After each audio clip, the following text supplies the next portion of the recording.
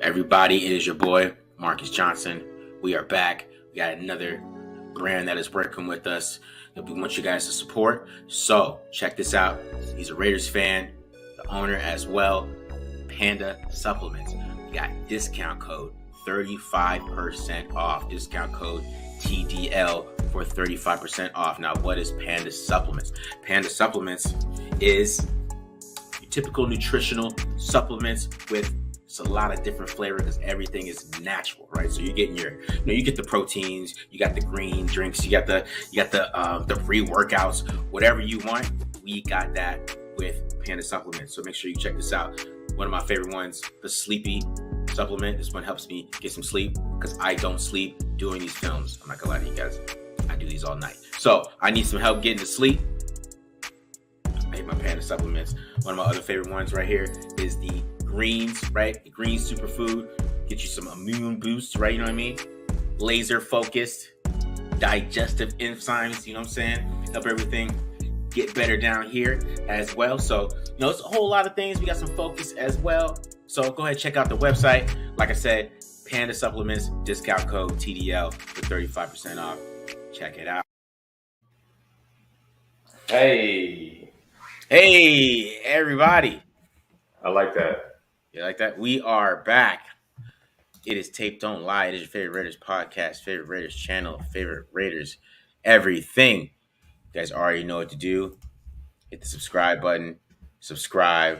Hit the subscribe button. Hit the like button if you like it. Hit the like button if you don't like it. Hit dislike button if you don't like it. Leave a comment if you like it. Leave a comment if you don't like it. Right? You guys follow us on Twitter too at the Mark John NFL. At BD Williams 18 for BD. You know what I'm saying? Get the banners going down here. Let you guys know where to follow us. And also, as you guys saw, we got a new commercial. Shout out Panda Supplements, right? I always talk about the owner is a Raiders fan. So definitely support him as a Raiders fan, part of Raider Nation. Panda Supplements, discount code TDL for 35% off. It's like I said on the commercial, it's some really good protein stuff. I tried it myself. The fruity cereal, I recommend. That's some damn good protein. That's some damn good protein drink. And the sleepy stuff does work, man. It'll knock you out. So if you're having trouble sleeping, the sleepy stuff does work. So check that out, 35% off. But we're here to talk football, right? We got some draft picks. We're gonna go over not too much Dylan Parham today, but we're gonna do some Zamir White from me. It's to do more of like a little breakdown, his pros and cons of his game. And BD, what do you got for us today? I'm do a little teaser, Neil Farrell breakdown. Just a few plays. I think it showcases what he's good at, what he excels in, and for the premium audience, I got something in the pipeline. We're gonna do a whole Alabama game. We're gonna watch the entire thing.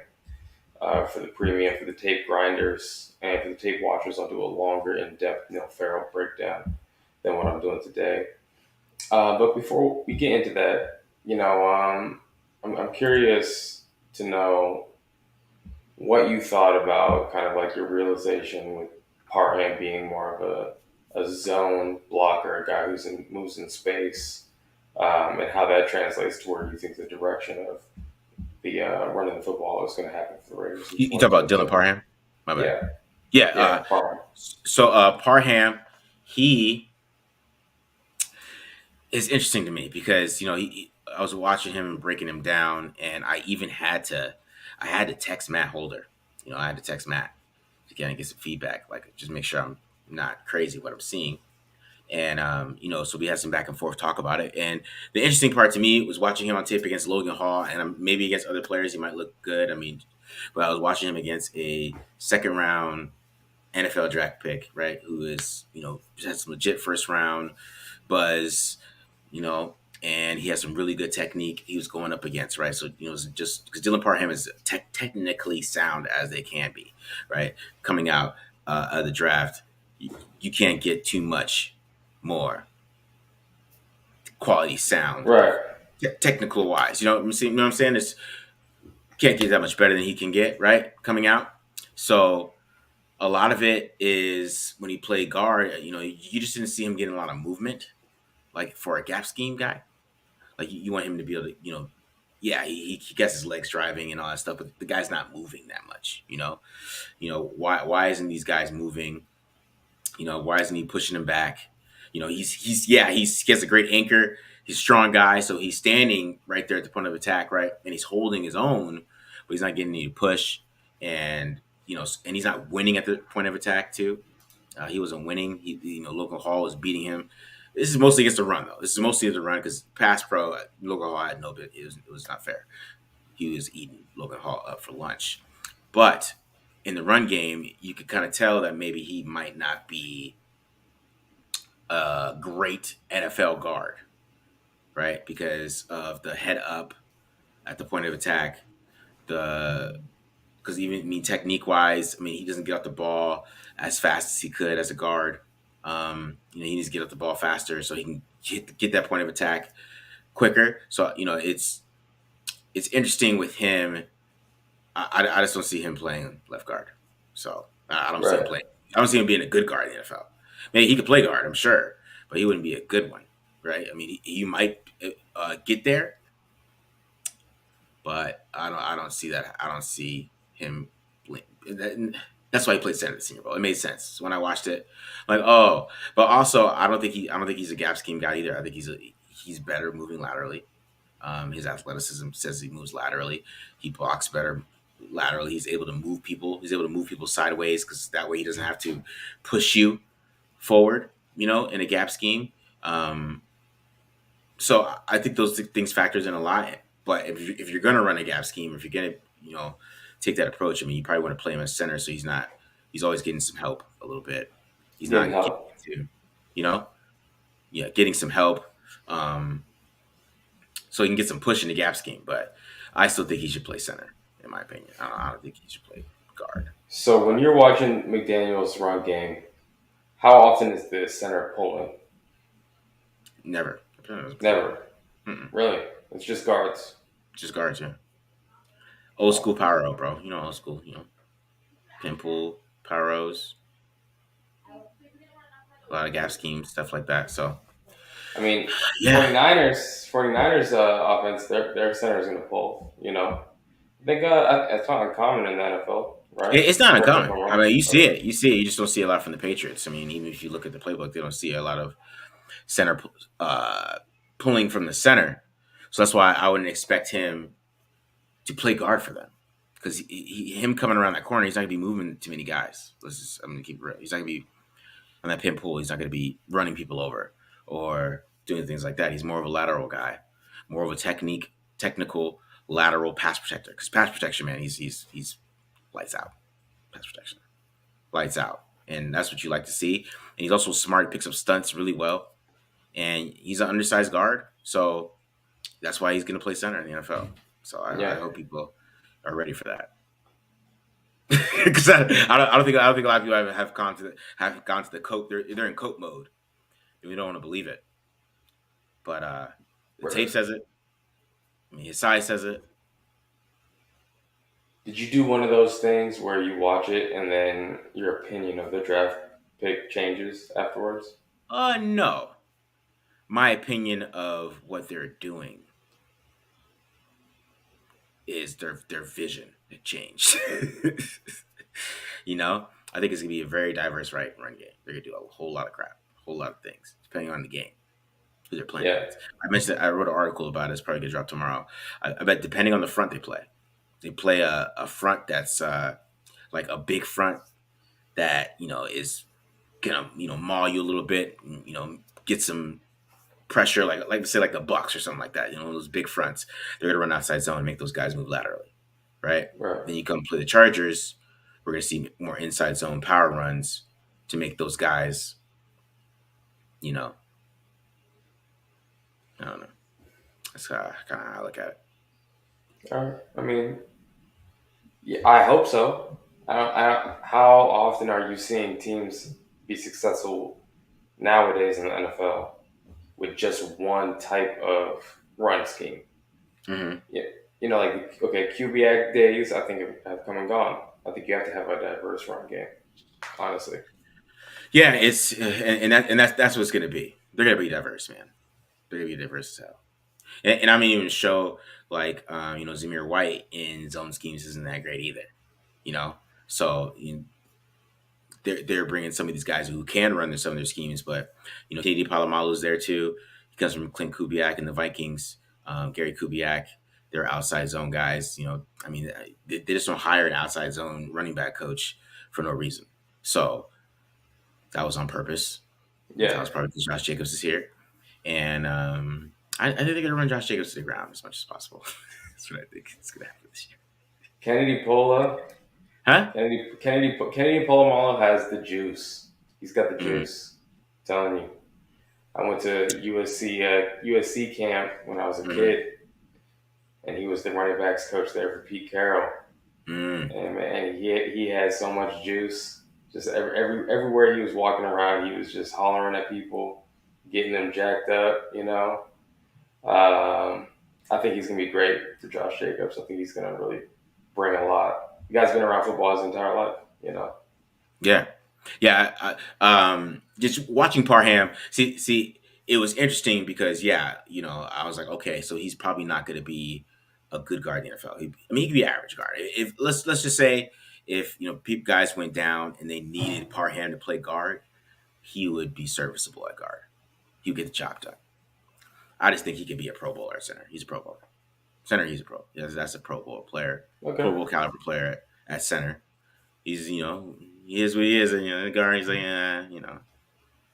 So All right. and that's why I think they're going to play him as because that's where that's why he played there at the Senior Bowl. His potential to be a great player is there, so that's why it's going to be in this situation. But All right. So but you it's feel gonna be like one game. confident Andre James, he's getting his spot taken. You feel confident about that? I'm not gonna come on straight up say it. I mean, but I'm yeah, pushing you too hard. I'm pushing you too hard here. yeah. I mean, Um, if I was him, I would be like, I need to pick it up. I'm gonna have to. I'm gonna have to show it'll be a out. good battle. It'll be a good battle. No, you never know. Maybe they like him at guard. You don't know. We don't know what they're really You don't thinking. I know. mean, they have Parham listed as a guard. And they got Munford listed as a tackle. Nobody believes he's gonna play tackle. So I don't know. Or some people say he's gonna play right tackle. I saw that. It's like, he's never played right tackle in his life. No, What's no. that about? I don't know. People are scared of the offensive line. That's why they want to play some of these old guys. They're still terrified. But anyways, Yeah, I um, mean, for me, just an aside, Munford, the battle is he going to beat out Brandon Parker? You know, yeah, but that's he's the never played battle right for tackle. swing. You know what I mean? Like, is he a But swing tackle? yeah, you got Denzel Good, you got Leatherwood. I don't know. I think there's enough guys where you I can think throw a right tackle in. Leather was right tackle. I think Leather was gonna play right tackle for sure. Yeah, Yeah, he's playing right tackle until he sucks at right. it. He's getting another shot out there. Basically, he's gonna. I think week one he's a starting right tackle. Yeah, So it's just like the battle for guards and stuff like that, and you know, it's more like those battles. Even though we'll have that conversation. I don't think it's a battle, but we'll have that conversation just to have it, just because I know it's a conversation. So, right but on. anyways, what else are we talking about today, man? You got any other thoughts on any of the other defensive players? I mean, there's Trayvon Mullen went to surgery after he saw they didn't draft any corners. He went right to surgery. Nice. I didn't see that. He got surgery real quick. He Holy, got a shoulder, some of his feet. foot. Wow, that's interesting timing. Yeah, I don't like that. Minor surgery. Yeah, I mean, maybe he'll be good to go. I don't know, but if it was like upper body, I was thinking, okay, yeah, no problem. That's concerning, probably. Yeah, I mean, yeah, it stays a toe. They're saying I mean it's you got to think though. I mean with OTAs and stuff coming up, maybe they told him that he should go get the surgery. I mean his spot secure or something. I don't know. It was just interesting that he got surgery like right after the draft. yeah, that is interesting. Maybe, I mean, maybe it's something that he aggravated in training. It's not like an old injury. It's Yeah, possible. that's true. The That's true. the question mark right now is James Bradbury getting cut potentially. Hmm. You know, so if Javon Mullen, if his status is up in the air a little bit, that makes signing James Bradbury or giving something up for him, whatever it is, Hmm. more important. Yeah, which would be exciting for the Raiders. I would have a hell of a time doing James Bradbury breakdown. I Oh, might me have to do too, it man. I mean, with three different. Patrick Graham would have a hell of a time with. That is nuts, bro. Patrick Graham would. He has a Yeah, hell of a that'd time, be bro. very fun to watch. That'd be instantly your favorite Raiders corner, Raider Nation. James Bradbury in silver and black would be sick. All right, so why don't you jump in? Why don't you go first with Zamir White? Do the offense first. Okay. The big ticket guys here. I'm excited to see a little bit more in depth. I know that you guys did some film already on him. Yeah, a little bit. Just kind of quick run through. All right, let's bust this bad boy out here.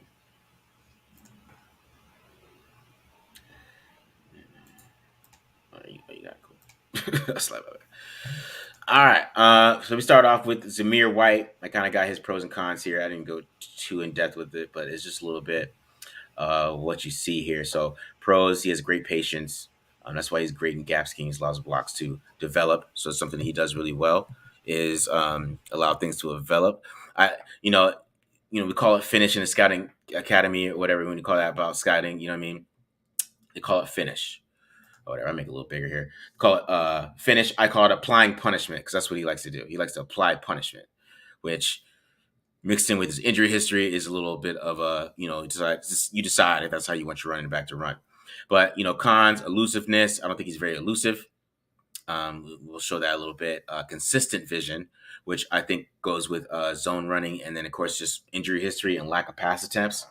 But one thing that we always talk about: who's the blocking guy? Who's the blocking? Who's the blocker? It's Samir. Samir's the blocker, and that's what we're going to show that too. All right. So let's check this out. Let's check out just power runs, right? So we get the typical pool power O type of run right here, right? And this is what you like is his patience to let power blocks develop. Right there, he's able to read it. So you see 50s making that block right there. Where's Zamir White going to do with this football, right? Let's this block, let 69 get to him, right? So let's take it back a little bit so you guys can see this. So he knows 69 is going to get there, right? He knows 69 is going to get to that next level. Right, so he's patient, sets it up. I, I just like watching his eyes. So you see how he's setting up this linebacker right here. He's setting this guy up. This allows 69 to get to him, and he's able to cut back on the other side, get skinny, get about 10, 12 yards right there. So that's the kind of patience that he has when running these gap schemes. So here he is running counter right here, and this one a little counter run. You see him once again right here. Patience. Then you can see him get skinny here. Watch. So he knows this block's coming. He knows 12 is being moved. He sees 15 winning. He's able to get skinny in between these two, make these guys tackle him. He gets 8 yards. So it's tough yards, always falling forward. You're going to have to tackle him. You're going to be feeling beat up a little bit by the end of the game. So here he's running duo here.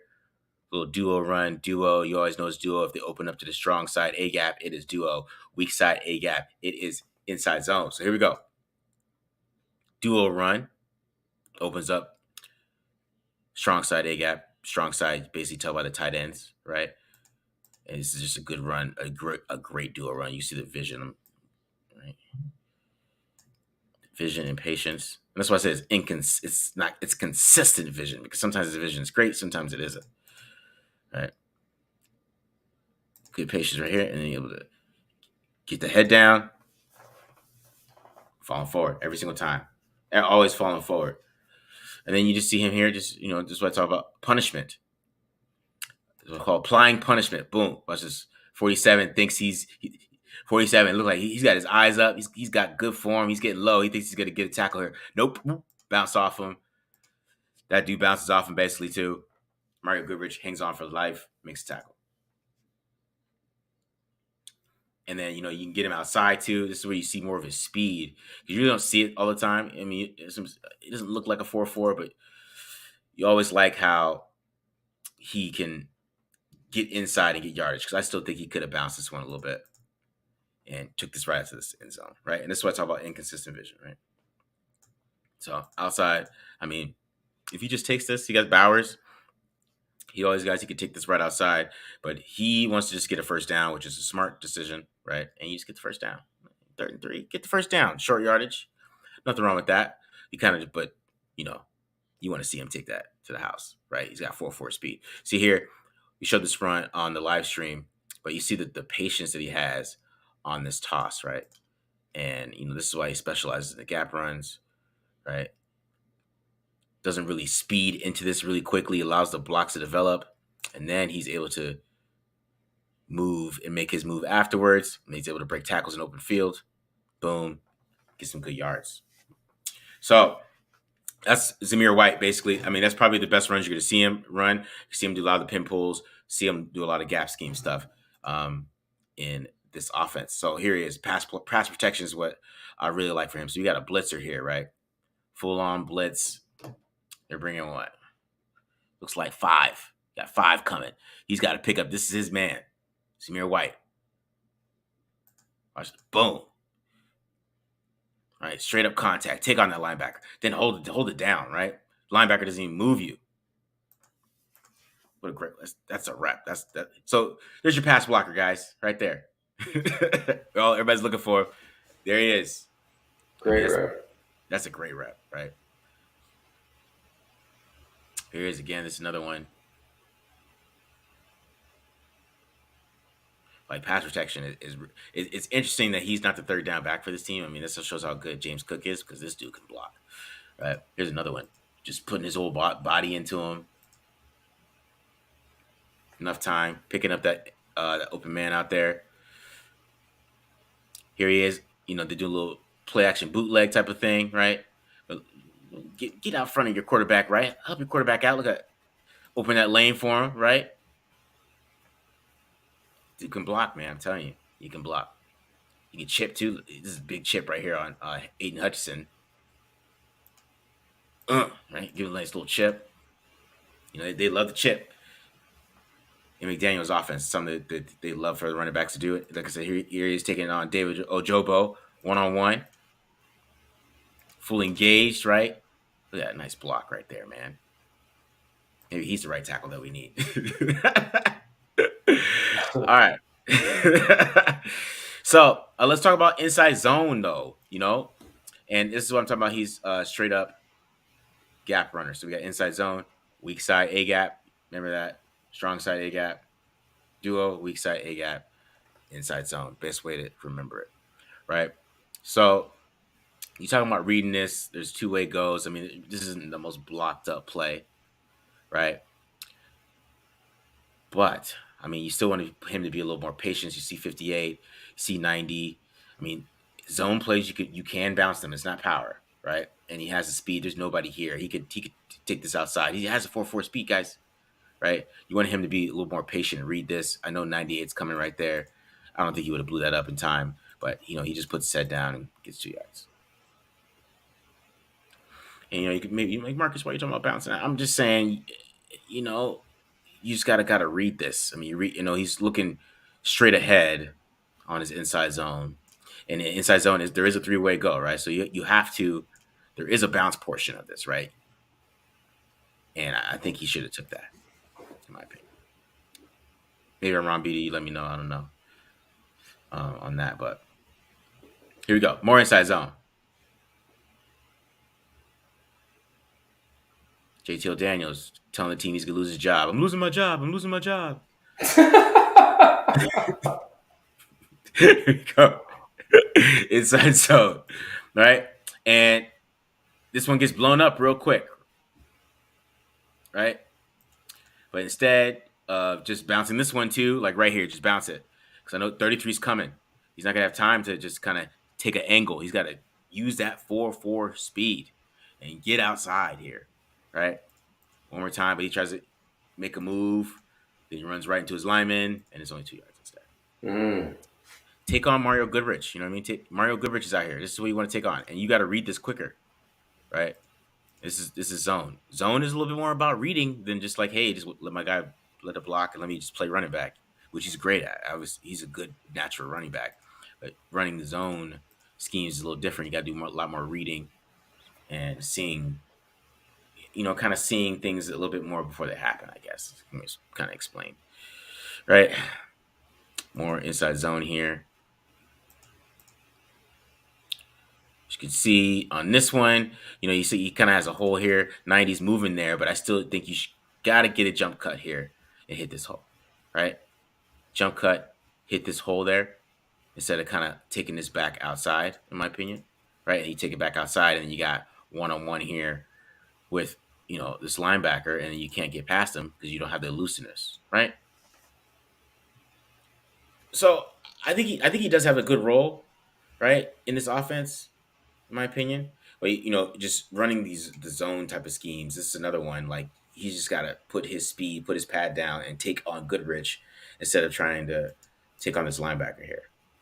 You rather have your chance with Goodrich. I know Goodrich, he's bold. He wants to come up in here and make a tackle, but let's see if he can. I guess that's what you want to do with corners. But Right. yeah, that's Zamir White. You know, so I don't It's know. interesting. How you feel about that? Interesting seeing a guy we know he's got wheels, right? Just be so hesitant to bounce. That's strange. Usually those guys bounce way too much, you know? Yeah, right, right.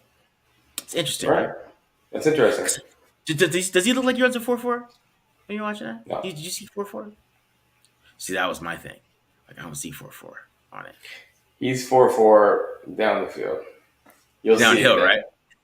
Yeah. Yeah. You'll see, If he you'll gets like see a it then. hole, if he gets Right. a hole, like, and he could just hit it, yeah, you'll see the straight on speed, right? Just hit, right. You could, I Right. mean, and the way McDaniel schemed it up, Damian Harris isn't that fast. Damian Harris had 12 runs over 20 yards or something like that last year, Right. right?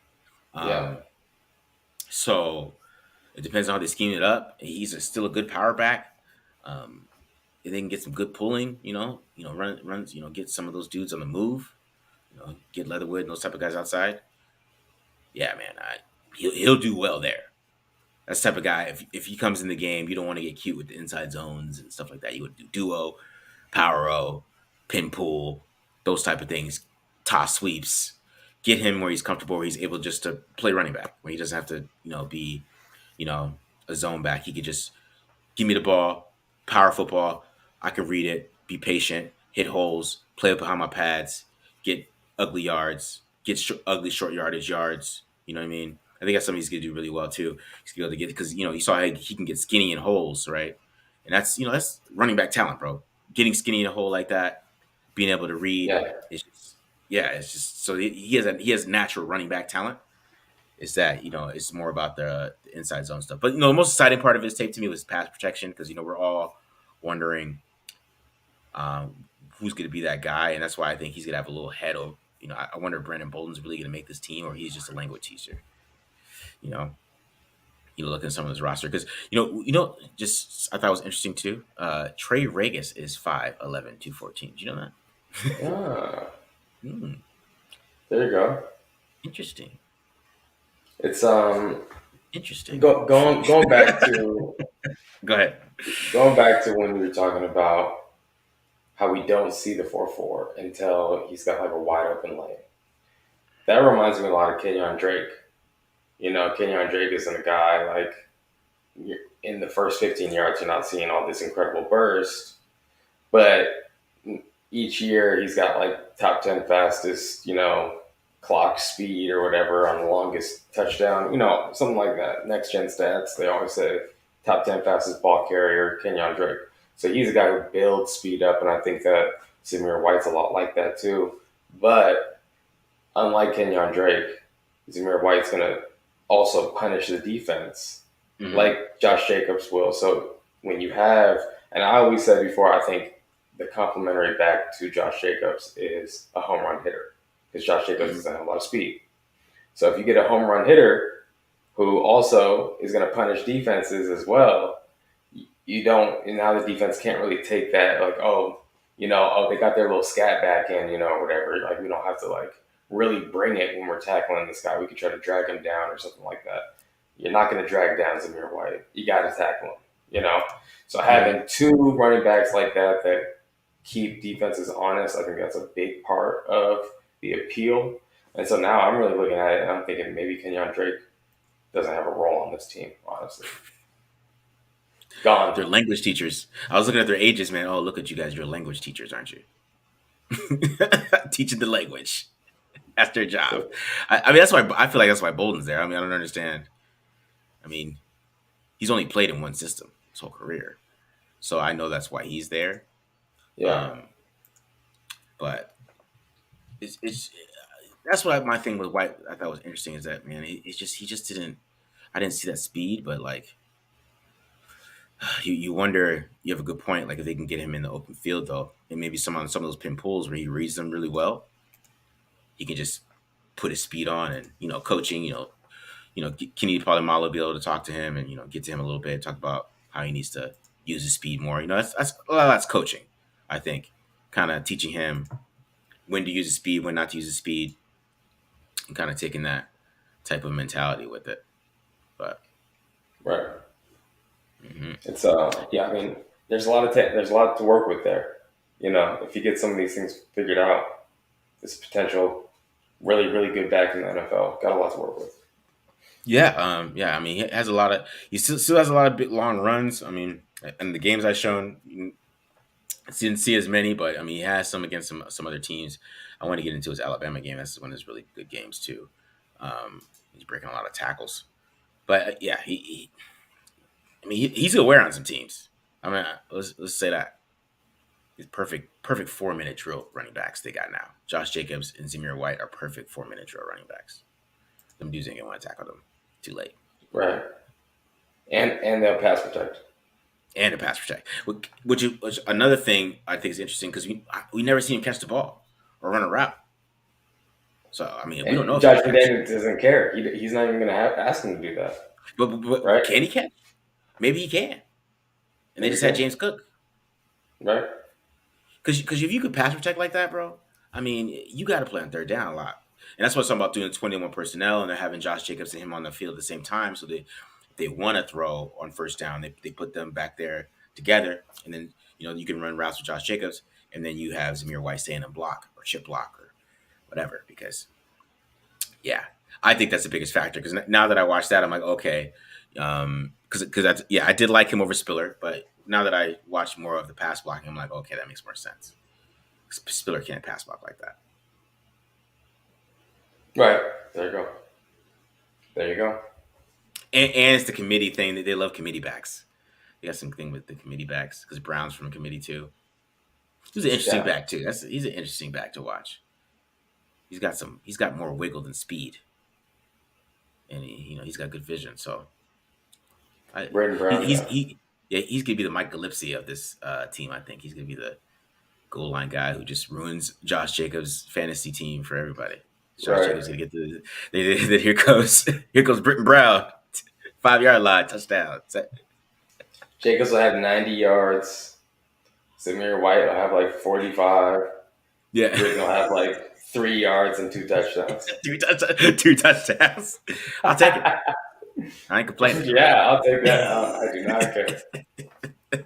I'm sure he will too, man. I'm sure he will. Jordan Howard's been that's Jordan Howard's role in the NFL right now. Don't Jordan Howard? He's a goal line back. All right. He's embraced it. So, but yeah, I mean that's Zamir White. I mean I don't know too much of it. I think the most exciting part is the pass. I mean, of course, is running. We all know that. But the pass protection. I mean that's something we've been looking for. Like who's going to be that guy? And there it is. There he is, right there. For sure. All right. Right. We can switch gears here. I'll jump Okay. over and do my Neil Farrell breakdown. I think we talked about it. The Raiders needed to kind of shore up the interior defensive line. We're good at edge. Crosby, Chandler Jones, one of the best edge combos in the NFL right now. Obviously, you got Bosa and Mack in the same division. You got whoever's next to Garrett. Honestly, that's pretty up there. But Chandler Jones and Max Crosby, that's got to be one of the best duos in the NFL. But who's playing inside? You know, Jonathan Hankins did have one good year rushing the passer, but we know what Jonathan Hankins is. He's here to stop the run. But I think there's a guy in Neil Farrell who's like really a young Jonathan Hankins. I think he's going to have a lot more juice than people anticipate being a 6'4", 330-pound guy. What do we think? 6'4", 330. They're just there to plug lanes. Neil Farrell does more than that. He really gets penetration. It's crazy to see. So, I mean, I'm over the moon with this pick. I think this is a slam dunk here. I, It's I a thought slam I was doing dunk. fist pumps in my living room. Yeah, this I was is doing and fist pumps in my living room. you and Matt said really good things about him, and then when I saw him, I was like jaw at the floor, like, dang, this guy's really still available here. But I mean, again, he's an old prospect, so that you know what that means? He's gonna start early. Use him while you can, while he's still in his prime. You know what I'm saying? yeah, So he's gonna get yeah, plenty of he's gonna get plenty of time. Honestly, he's probably gonna get the most snaps this year of yeah. any That's defensive what I was interior thinking. defensive lineman. Before you Yeah. get into it, that's what I was thinking. That he's gonna get the most snaps. And I'm not gonna rule out that he doesn't start day one. I'm not ruling it out. I'm not gonna rule it out. But in the interior defensive line, it's not even about starting. Yeah, It's just about who's getting that burn, who's getting in the game, and who's making the impact when they are in the game. Because I mean, a lot of those games Darius Philon didn't necessarily start. But he was the most impactful interior defensive lineman. So mm-hmm. you know, um, You got a well, point. so we'll see there. But yeah, You I got a point. agree. He definitely needs to be up there for sure. Yeah, All right, so I'm just gonna jump into it here. Break down Neil Farrell. Let's do it. So let's do it. this is just gonna be a little teaser. There's just a couple of plays here that I want to talk to you guys about. He's lining up at one technique outside shade of the center. Okay, nose guard position, 6'4", 330 pounds. Okay, you see him get off here. Now they're doing something on the offensive line where they're just gonna cut. Everyone's gonna cut block, and the ball's gonna come out quick on like a little screen or a shovel pass or something like that. Okay, bam, bubble screen. Okay, check this out. Check out the other defensive tackle. The guard cuts blocks him, sends him to the ground. Okay, check out Neil Farrell. The center and the guard cut block him. They got both. He's got two sets of shoulder pads. Probably each of these guys weighs 300 pounds and driving into his knees. Does Neil Farrell even touch the ground? No, he's standing on top of him like that's the best y'all got. Two of y'all couldn't take me down. That's Neil Farrell. Okay, he's a beast. He is a beast. He is a grown man. He's ready already to play in the NFL from a physicality standpoint. Okay, he's a monster. Now again, we are in the A gap this time in a 2-eye technique. Okay. Oh, beautiful play here. He's reading the guard. When the guard pulls, what does he do? He gets his eyes in the backfield. He tries to get around. Okay. His pad level is too high, and I'm going to talk a lot more about that when I get in depth. That's really the one area of his game he really needs to improve on. His pad level is too high. But even with bad pad level, look what he does. He locates the running back, locks out, pushes that center back, disengages, gets in on the tackle. It's child's play. Bad bad technique. I'm up way too high. I'm standing straight up, but I can still lock you out with bad technique. This guy's a monster, man. When he gets his technique worked out, like we're talking about Akeem Hicks type of player on the interior. Here's another one this is just really awe-inspiring. Okay, he's lined up. Again, he's a one technique, it looks like. Okay, he's inside, he's in between the guard and the center. Now, look what he does. Good technique. Forklifts this guy, throws the guard, tosses him to the ground, gets in on that tackle. Just ragdolling these guys. Like Pac-12, do not even try to block this guy. Are you kidding me? And then check it out. Okay, when he gets that pad level, you see the burst, you see the get off. Look, watch the get off. Who's the first one out of their stance here? Neil Farrell. At 330 pounds, first one out of his stance, just drives through two Alabama guards, bubbles this, and then body slams the running back on top of that. And I mean, this time he's tackling like four guys. So UCLA game was crazy, bro. So it was nuts. They all were. They every single one. Look how quick he can get into the backfield, and I really think that there is going to be some pass rush here from him. I'm not saying that he's going to be a 5 sack guy. I think he'll probably be a 3.5, 4 sack guy. Mm-hmm. Okay, Pushing the but I think pocket. that there's going to be a lot of pressures. Look how quick he's out of his stance. He's the first guy out of his stance on the defensive line. He just gets back here so quickly, just ruins this play. Just phenomenal, really phenomenal guy. But and we see Yeah. again my point.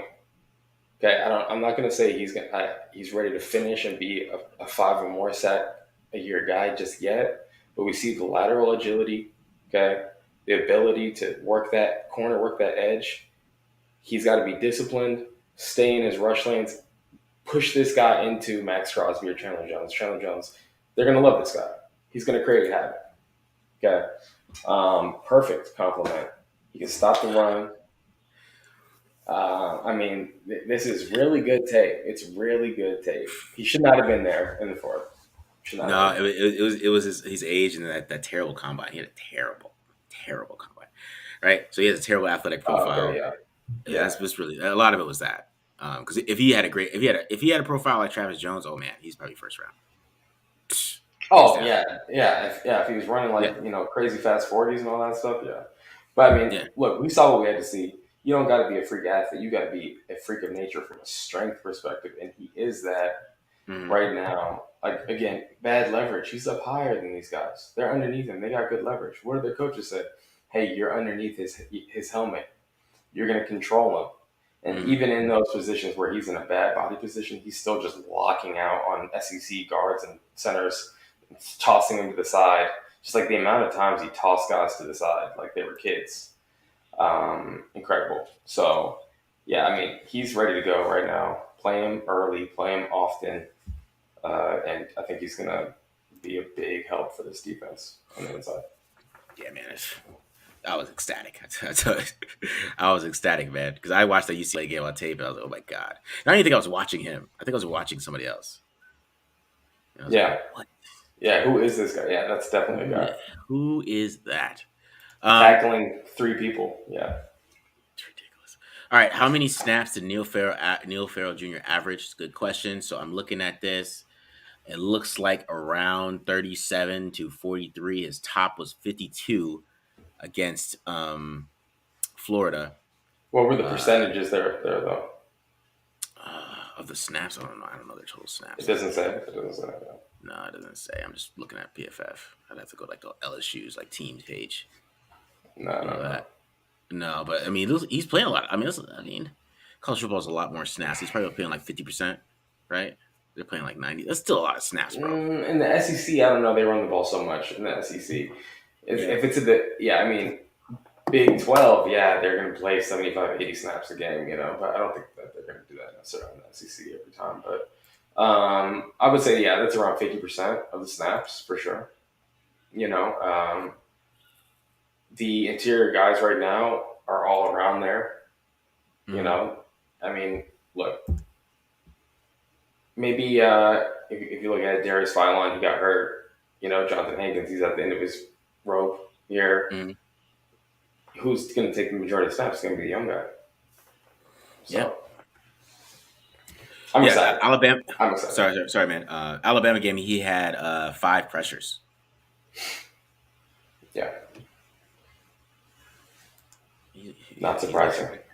yeah, it's saying he had 24 pressures, bro, on the season. So it's not like he was like um, not able to rush the passer. That's why I thought it was interesting that he was there that late too. Because just how well that he did rush the passer, and I think he had a lot of opportunities where a lot of moments where he's bearing down on the quarterback, and the Mm-hmm. quarterback like makes him miss, but then has to like throw the ball away or something like that. So it is a positive play for the defense. There's no counting stat for that. No one can like look Mm-hmm. that up and find out how many times he did that.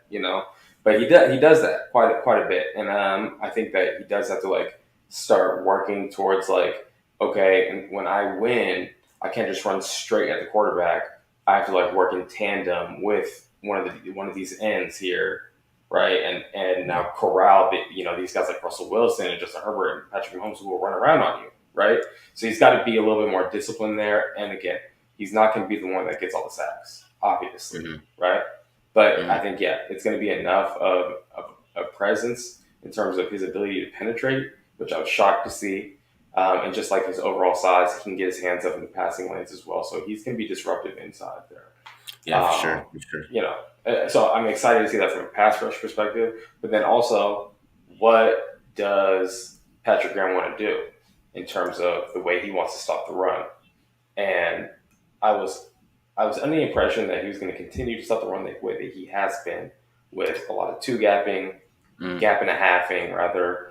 Guys are building a wall on the defensive line, but seeing this guy Neil Farrell, seeing how he penetrates, seeing how Matthew Butler, the Tennessee defensive lineman, how he penetrates as well. Now I Mm. don't know. Maybe he saw the way Denzel Perryman did it last year and was like, okay, I'll give you that again. No problem. We'll get some penetrating defensive linemen out, so Denzel Perryman could do his thing.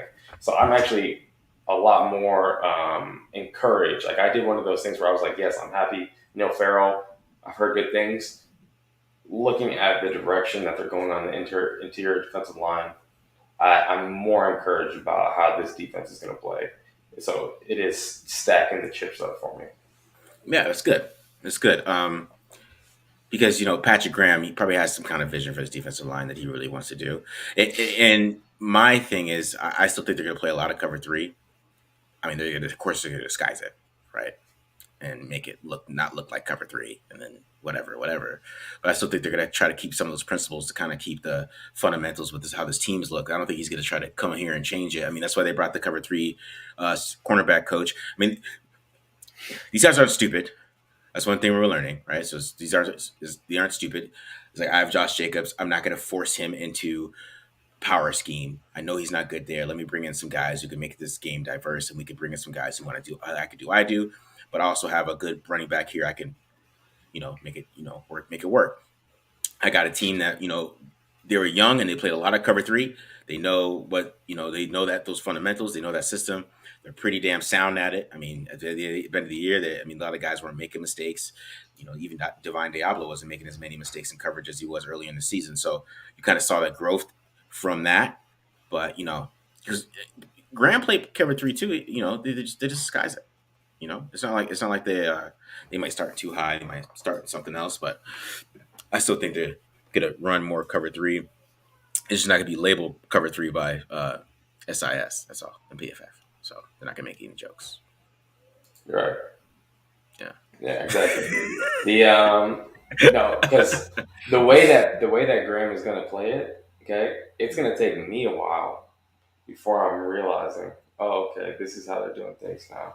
So the SIS guys, they're just like glancing at it and just like writing anything down. I do not trust these guys when they're charting.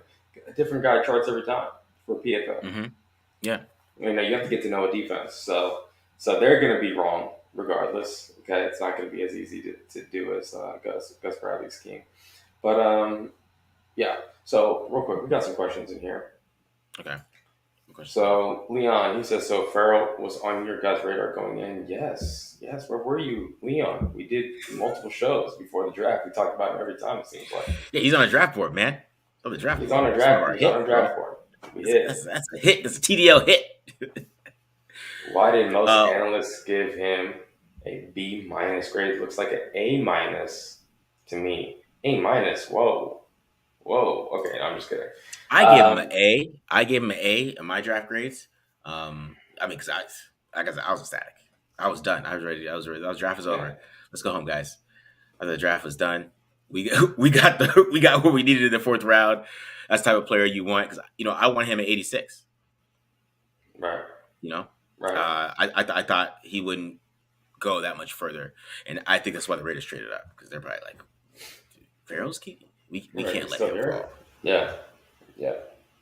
For They sure. had to trade up. Completely agree with you on that. May only get 3 sacks, but the QBs can't step up and away from 55 and 98. Exactly. Exactly. I just want to clarify this one. Riley says if healthy, Hankins sticks around. I agree. I'm not saying Hankins is gone. He's definitely going to be there this year to mentor Neil Farrell. They got so much in common. He's just like a young, Jonathan Hankins. So keep Jonathan Hankins around. Not saying Jonathan Hankins is gone. No, he's still going to be here. Yeah. Yeah. All right. So Let me I guess talk about Britton Brown a little bit. I kind of touched on him. I'm gonna do a breakdown on Britton Brown, probably individually, because I think that he's going to make this football team, and I think he's good enough to make a football team. And I think he just had a really bad combine, but I think he has a really good vision. He's actually actually a pretty good running back, actually, from like a pure runner aspect. We're talking about running backs. There's a lot of difference to him, but he's a good pure runner, good vision, very patient dude. Less block setup. He comes from a gap scheme, no, so he's not a gap scheme guy. He's just the long speed is just not there. It's not there. I mean, the LSU game. BD probably didn't notice it, but there's there's some big holes open up, and then here comes Brown hitting it. He finds it. He uses his patience, uses a jump cut, hits it. He's going through it, and all of a sudden it just closes because those LSU boys they all run 4.5s too. So and right. it just it's true. But Hawaii he's taking it. Maybe Hawaii Right. Stanford he's taking it to the house. Derek Singletary they're catching him. So I think that was kind of because I even tweeted I was like 4.69. That doesn't make any sense against Hawaii. Yeah, Hawaii. He's running past Hawaii, but Hawaii. Yeah. Exactly. Yeah. I put on LSU. I was like, oh, but he still hit the right hole. He still got he still hit the right hole. Still hit the that what he needed to do. He has good vision. I think he's a good back. I think he's just effective.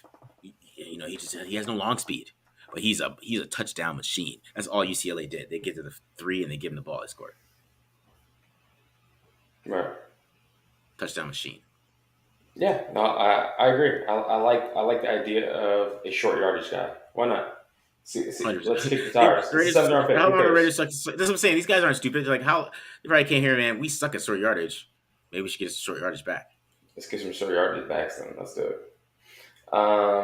We had one in here. Thoughts on Matthew Butler. Stay tuned. Matthew Butler's next episode of TDO. So I'll be breaking him down. That's only a defensive guy, so obviously gonna do him. And then also, I can talk briefly about Polamalu here. He's definitely be one of the guys that I look at from the UDFA signings. We're gonna do some UDFA's, right? We have to, Oh, man, because we don't got a we first have round to. pick. We have Right? to. Yeah, we have to. Okay. We have to. we're gonna dive deep. Don't worry on TDL. So I'll talk about Isaiah Polamalu just real quick. Okay. He's a really big safety. I think he does some really good stuff coming downhill. I don't know if there's necessarily an NFL role for him. I think he would have to be kind of used, kind of like how Jaron Curse was used for the Cowboys, like a Mhm. sub package weapon kind of guy. I just don't know if he's like as strong and as fast, to be able to pull that off in the NFL. But we'll Yeah. see. He's got some interesting tape for sure. I think there's definitely something to work with. At the very least, on special teams, he should be a demon. So, Yeah. um, I like him coming forward. I like him tackling, but we'll see if he can improve in other areas to be like an actual player on defense. Van Valkenburg out of Iowa. I'm not familiar with him. I I can't. I didn't. I have not popped the tape in on Van Valkenburg, but it's Iowa, so we're gonna have tape. Is I'll he a definitely get linebacker? around to him. I don't know if Linebacker. he's an edge or a linebacker. I don't know which one. The guy I did watch though already is Tagovailoa Amosa, right? Okay. And my mama always said, don't say negative things about people, so I won't be breaking him down for the channel. Trey Turner tape. Yeah, so I'm gonna do Trey Turner because Trey Turner is actually somebody I did like a Senior Bowl, and I think one of our listeners, my man Alex Fitzgerald, he informed me of that. He's like, "Where did I hear about Trey Turner?" I was like, "I think it was our Senior Bowl episodes because I think he had some pretty decent." Oh, okay. Okay, yeah. Surprised he didn't get drafted. Like Tyquan Thornton over Trey Turner, interesting. And Yeah. and one thing why we should watch undrafted free agents because the Patriots have like kept it's like a record. A lot, yeah. They they don't. It doesn't matter who comes. You know what I'm saying? That's why I was talking about Trey Regis, right? I'm sleeping on Trey. Trey has the size that he likes. Trey Yeah. comes in there, he starts blocking, starts catching footballs, has a good camp, has a good preseason. This isn't a team where they watch a guy have an awesome preseason and they still cut him. This isn't that type of team. You come out there, you have an awesome preseason, you're gonna make the Raiders. So that's the cool thing about undrafted free agents with this type of regime or this type of coaching staff is that it doesn't matter who you are. You know, if you come out there and you ball, that's why I keep mentioning. I mean, Trey, he had a good preseason last year. He blocked. He showed he could block. He showed he can catch. He showed he can run the football a little bit. He's got the size. I just think that's somebody that we can't sleep on making this team. And then you end up seeing Kenyon Drake get traded, and then Trey Regis made the team because he could do everything that Kenyon Drake can do. But he's undrafted. He's cheaper. he's like $500,000. Cheaper. You have a lot more to lose here, He's like $500K, and he's like 25. So you got to use him up now. I mean, use that talent. And but that's just a good. When I saw his, it kind of I was looking at the running backs today because I was writing an article, and then it just popped in my head. I was like, oh my god, wow, Right. he's the exact size too, and he's still here, and he's on the roster. It's not like I guess it's 90-man roster, but hey, he's got a shot, man. I mean, everybody's got a shot. That's basically my point. Everyone's got a shot. Everybody has a shot. That's why I saw the guy from England who went to Utah. They picked him up. He's got a shot too. I'm telling you, every single player has a shot. It's not like the John Gruden regime where they already picked their team in May, which some NFL teams do. Right. They're really gonna let it play out. I agree. And I think this could be dope. And that's how you should be, man. If you got 100%. a good undrafted player that's coming there, he balls out. I mean, he might be J.C. Jackson. J.C. Jackson got in trouble though. He would have been a first round But pick. you know what I mean, like you know what I mean, like Yeah, like I teams know. don't take undrafted guys. They just watch him ball out. They watch him ball out and they go, oh, nice. And then watch Kenny Moore play good in the Colts because you know damn well Kenny Moore probably played like that. Whatever the first team he played with, you know damn well he 100%. did. You know he did. Yeah, So I agree. that's my point. All right, that's it. That's it from us, Raider Nation. We're out of here. Gave you guys a good hour-long episode on the Raiders' fourth round picks. Zamir White, Neil Farrell, big time players. From the SEC. So gotta love that. You get those guys in the fourth round. I think those guys are really going to be honestly major contributors for this Raiders team and contribute to their success going forward. Make sure you follow us on Twitter. Myself at BWilliams18, Marcus at the Mark John NFL.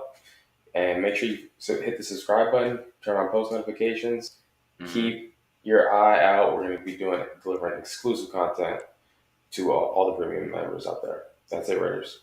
I'll let you. See ya.